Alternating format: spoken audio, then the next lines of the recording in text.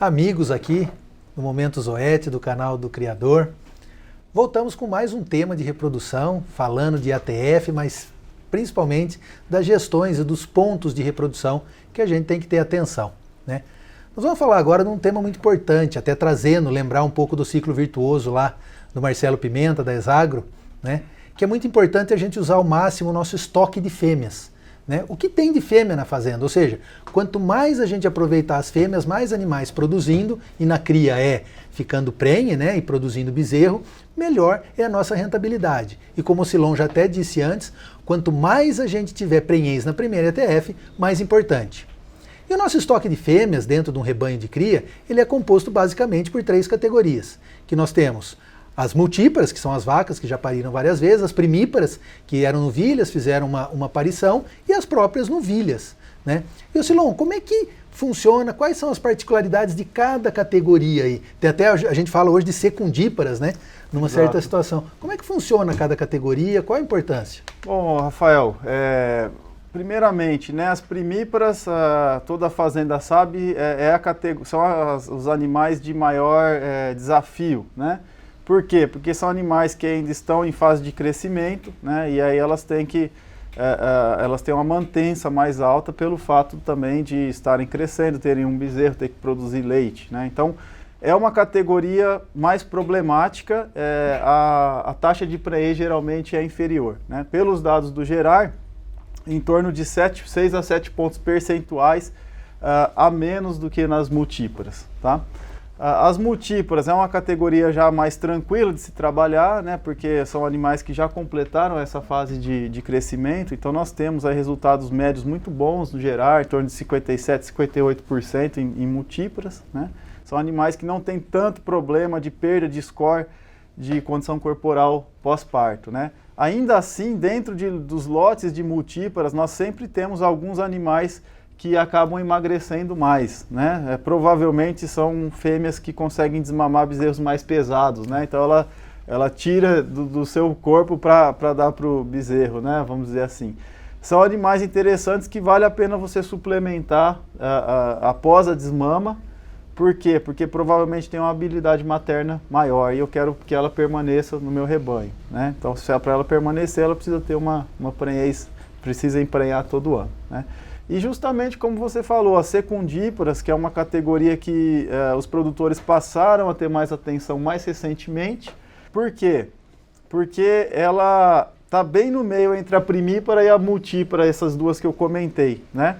E por que ela está no meio? Ela já completou a fase de crescimento, mas na estação anterior ela era uma primípara, ou seja, um animal que perdeu muita condição corporal.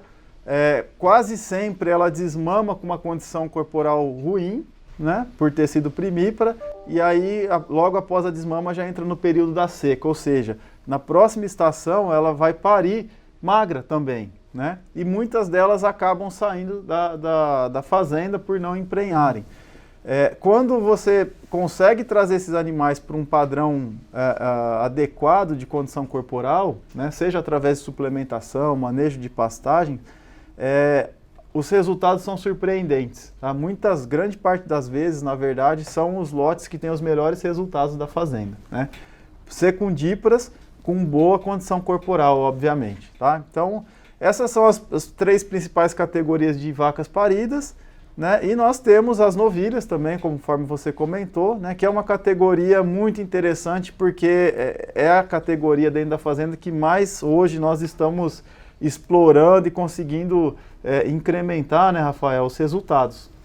Exatamente. Falando em estoque de fêmea, né, quanto mais cedo uma fêmea produzir, melhor o aproveitamento, claro que dentro de condições racionais e condições fisiológicas que pode, mas é como você disse, está estudando muitas novilhas para aproveitar melhor esse rebanho e começar a produzir antes. E um dado legal que a gente tem, e para isso que tem o Gerar, e é essa riqueza que ele traz, nós temos os dados do Gerar de 2020, né, dessa última estação, da estação 19 e 20, que as novilhas de 15 meses tiveram, principalmente as zebuínas, tiveram a mesma taxa de prenhez das novilhas de 24 meses.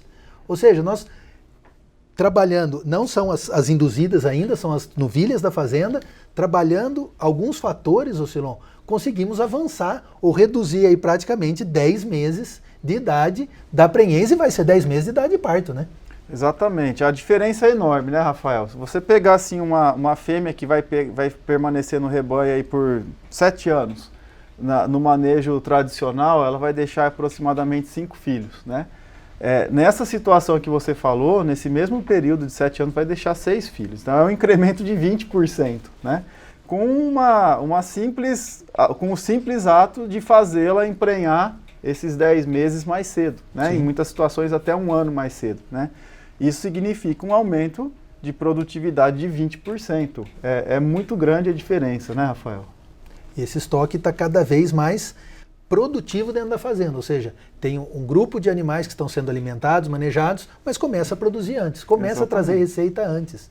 Né? É exatamente o conceito que você falou de aproveitar ao máximo o seu estoque de fêmeas, né, para produzir o que te traz receita na fazenda de cria, que é o bezerro, né?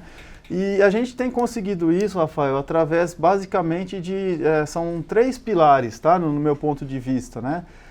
Nutrição, genética e os protocolos de indução de ciclicidade, né? Então, nutrição, reprodução de novilha é muito dependente dela já estar em puberdade, ou seja, aqueles lotes que a gente não obtém bons resultados, geralmente é porque os animais ainda não estavam em puberdade, né? Como que eu consigo acelerar a puberdade, ter mais animais, mais novilhas púberes, né? Novilhas já dando cio, quando eu começo minha estação de monta? É através da nutrição, né? Porque está totalmente relacionado com o peso. Quanto maior o peso, maior a porcentagem de novilhas já dando cio, melhor serão os meus resultados. Então, acelerando, né, o ganho de peso dessas novilhas através de uma boa nutrição é o primeiro passo básico que o produtor tem que fazer, Rafael. Essas fazendas que estão conseguindo esses resultados que você comentou, né, emprenhando novilhas aí com 14 meses, né, às vezes até mais jovem que isso, elas investem em nutrição para que essas novilhas estejam com pelo menos aí uns 280 quilos, tá, no momento do início dos protocolos, no momento do início da estação de monta dela. Quanto mais pesada, melhor, tá? Segundo ponto, genética. A gente vem fazendo no Brasil um trabalho de melhoramento genético, não só no Brasil, no mundo todo, ao longo dos anos, né? E a idade ao primeiro parto, a idade à puberdade, ela é uma característica de alta herdabilidade, ou seja, é uma característica que permite eu fazer seleção através da genética, que eu consigo ganhos mais rápidos, né? Essa seleção que a gente vem fazendo permitiu isso, né, ajuda, né, não adianta eu acelerar também muito um animal que tem uma genética tardia, acelerar através da nutrição um animal que não tem genética. E a gente tem feito esse trabalho, e além disso, quando nós estamos desafiando essas novilhas, né, através desse manejo de nutrição, as precocinhas que a gente comenta, eu estou também selecionando os animais que têm capacidade de responder, né, a esse tipo de manejo. E as filhas dessas novilhas precocinhas, que emprenham cedo e parem muito cedo, elas também, grande parte delas, a grande maioria delas é precoce, porque é uma característica que se transmite, né? Justamente pela questão que eu falei de ter uma alta herdabilidade, né? E os protocolos, onde que eles entram? Eles entram para dar um empurrãozinho, né? Porque grande parte desses animais, ele está num estágio ali muito próximo de entrar na puberdade, né?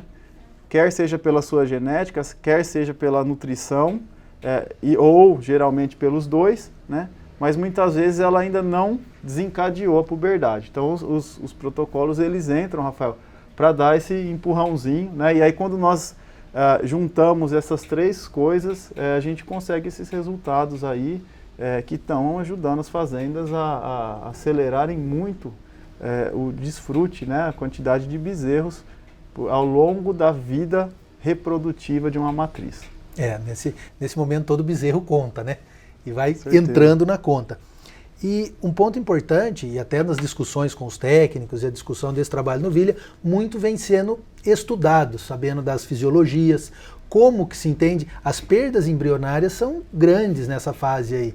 E muito está estudando a fisiologia reprodutiva. Mas um ponto que a gente sabe que é importantíssimo é a prevenção das doenças reprodutivas nas novilhas, né? Porque é uma categoria que tem, como já dito, perdas embrionárias maiores, ou seja, emprenha, mas não chega a parir.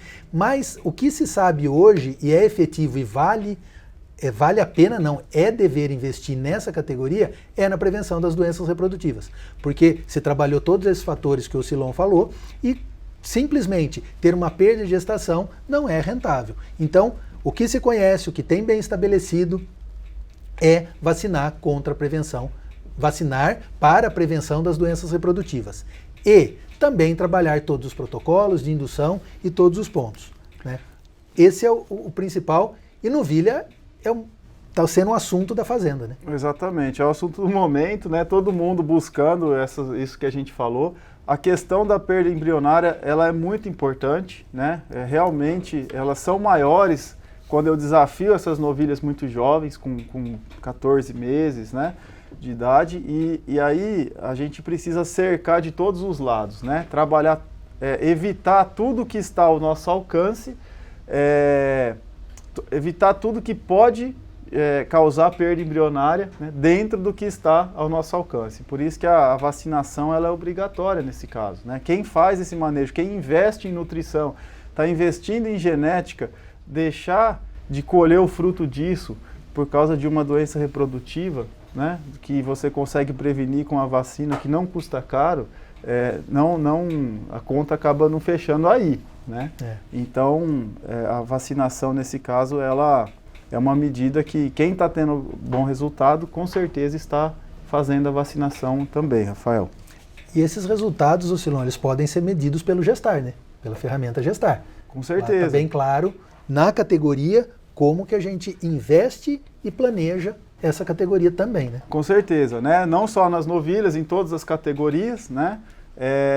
E é muito interessante, porque ela sempre mostra, assim, na pior das hipóteses, né? Nas simulações menos rentáveis, vamos dizer assim, dá uma taxa de retorno de 1 para 6, né? Ou seja, cada R$1 que você investe retornam 6, né? Isso aqui eu estou falando, gente, é um cenário com um bezerro num preço muito inferior ao que está hoje, né? Num cenário de uma fazenda que já não tem tanto uma perda embrionária tão alta, né? Mesmo assim, nesse cenário adverso, vamos dizer, para a conta fechar, ela dá esse nível de retorno, né? Quando a gente traz para os preços atuais dos bezerros, quando a gente traz para a realidade das fazendas que tem uma taxa de perda de gestação ainda alta, né, principalmente nessas categorias mais precoces, né, o resultado é muito maior. Ou seja, não tem dúvida, esse é um investimento que dá retorno, né? Mesmo que a gente remunerar juros, porque o meu retorno vem daqui 17 meses, quando eu vendo o bezerro, ainda assim a conta fica muito interessante, Rafael. São essas as sequências que nós estamos discutindo e passando a informação, e todas as categorias, como que a gente trabalha e traz a melhor produção, porque o momento, novamente, o momento é favorável, qualquer bezerro conta, e esse é o momento da gente valorizar a nossa pecuária. Rapidamente, Silon, você falou que tem que alimentar para ganhar peso, como fazer esse acompanhamento e que hora ela entra no EATF? Ô Rafael, aí vai do objetivo da fazenda, né? Então, vamos pegar um exemplo de uma fazenda que quer desafiar suas novilhas aos 14 meses de idade, né? Isso tem que ser feito um planejamento desde o momento que essas bezerras ainda estão no pé da mãe delas, no pé da vaca, né? Seja através de creep feeding, seja através de qualquer estratégia que vai ajudá-las a desmamar com um peso melhor, né? Quanto mais pesada ela desmamar, maior a chance de aos 14 meses, tá, ela ter pelo menos a esses 280 quilos, pode ser um pouco menos, um pouco mais, dependendo da fazenda, mas ajuda muito, né? Ela desmamar pesado, primeiro ponto, né? Segundo ponto, da desmama até os 14 meses nesse exemplo, né, o produtor vê quantos quilos ela precisa ganhar e aí contar com a ajuda de um nutricionista para ele fazer o planejamento, né, e dar um ganho médio diário que vai permitir ela chegar naquela idade com aquele peso, tá? Então, assim, não tem uma receita de bolo, cada fazenda tem os seus objetivos, mas o que a gente sabe, vale a pena antecipar o primeiro parto da novilha. Quanto mais você conseguir antecipar, né, aquela conta que eu falei ali dos 20%, ela pode ser 15%, pode ser 10%, ou pode ser até mais de 20% ao longo da vida dela, quanto melhor você conseguir melhorar esse número, quanto mais você conseguir melhorar esse número, maior vai ser a rentabilidade, né? É simples assim. Simples assim. Mais uma etapa da reprodução, mais um ponto de atenção, mas muito vantajoso. Vamos para a próxima, né, Ocilon? Vamos para a próxima, gente. Muito obrigado, viu? Até o próximo. Até mais.